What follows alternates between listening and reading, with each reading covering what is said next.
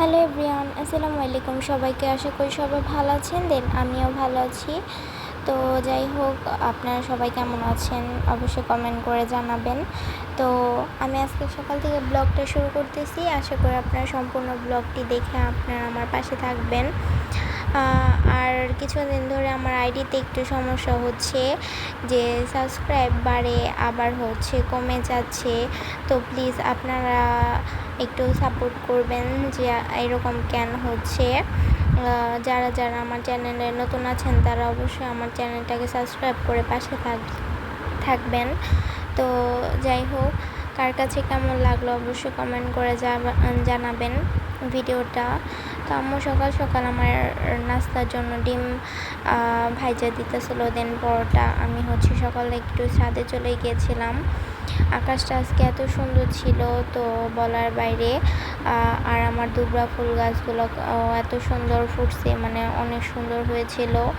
এখন বৃষ্টির পানি পেয়ে মানে অনেক ভালো হয়েছে। এতদিন খুবই মরা মরা হয়েছিল।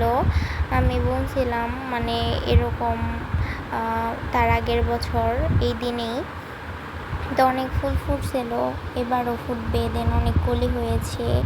আর সকালের গাছগুলো এত তরতাজা ছিল। আর সাথে হচ্ছে 1 কাপ চা নিয়ে গিয়েছিলাম আমি ছাদে। তো দেখতেও বেশ ভালো লাগতেছিল, খেতেও বেশ মজা লাগতেছিল। তো আমি খুব এনজয় করলাম, আমার গাছগুলোকেও দেখলাম আর হচ্ছে গরম গরম চাও খেলাম। বেশ ভালো লাগতেছিল, মনটাও খুবই আনন্দের ছিল। তো তারপর হচ্ছে আমি নিচে চলে আসলাম। দেন আম্মু হচ্ছে দুপুরের জন্য রান্না করার এখানে মুরগির পা পাখনা এগুলো আজকে রান্না করবে। তো আম্মু সুন্দরভাবে এখানে কষা নিতেছিল। তারপর হচ্ছে এটার মধ্যে সব কিছু দেওয়া নিল, মুরগির পা পাখনাগুলা পা ছিল, দেন পাখনা, তারপরে গিলা, মানে সব কিছুই ছিল। আর মাংসগুলো আলাদা করছে, আর এগুলো একদিনের। তো আমার তো পা পাখনা খেতে ভালোই লাগে, কাদের কাছে কেমন লাগে অবশ্যই কমেন্ট করে জানাবেন। আম্মু খুবই মজা করে রান্না করে, আর আম্মুর হাতের রান্না তো অনেক বেশি ভালো লাগে আর অনেক সুস্বাদু হয়। অন্য কারোর হাতের রান্না থেকে আমার আম্মুর হাতের রান্না আমার খেতে বেশ মজা লাগে। তো তারপর হচ্ছে এখানে আবার আম্মু গুঁড়া মাছ রান্না করবে।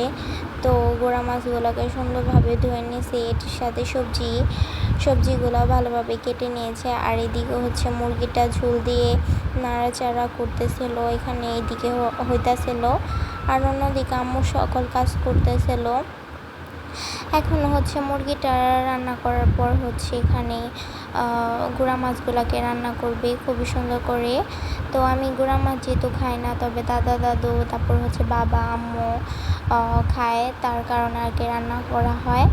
আর আমি হচ্ছে ওই মাংস দিয়ে ভাত খাবো। তো তারপর হচ্ছে এই তো দেখতে পারতেছেন কালারটা অনেক সুন্দর আসছে তরকারির।